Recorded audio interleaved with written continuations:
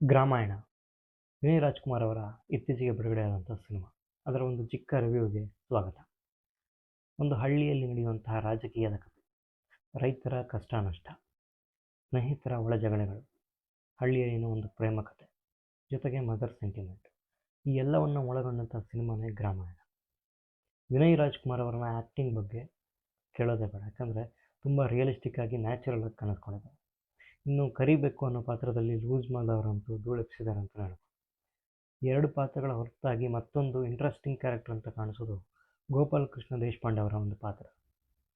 ಇಡೀ ಸಿನಿಮಾದಲ್ಲಿ ಎಲ್ಲೂ ಬೋರ್ ಅನಿಸ್ದಂಗೆ ನ್ಯಾಚುರಲ್ ಆಗಿ ರಿಯಲಿಸ್ಟಿಕ್ ಆಗಿ ಕಾಣಿಸ್ಕೊಂಡಿರುವಂಥ ಪಾತ್ರ.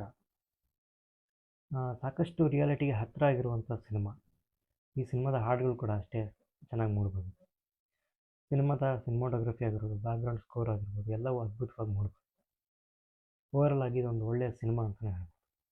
ಮತ್ತೆ ಮುಂದಿನ ವಿಡಿಯೋದಲ್ಲಿ ಸಿಗ್ತೀನಿ. ನೀವಿನ್ನೂ ಇಂಚರ ಫಿಲ್ಮ್ ಸಬ್ಸ್ಕ್ರೈಬ್ ಮಾಡಿಲ್ಲ ಅಂದರೆ ಈಗಲೇ ಸಬ್ಸ್ಕ್ರೈಬ್ ಮಾಡ್ಕೊಳ್ಳಿ. Thank you.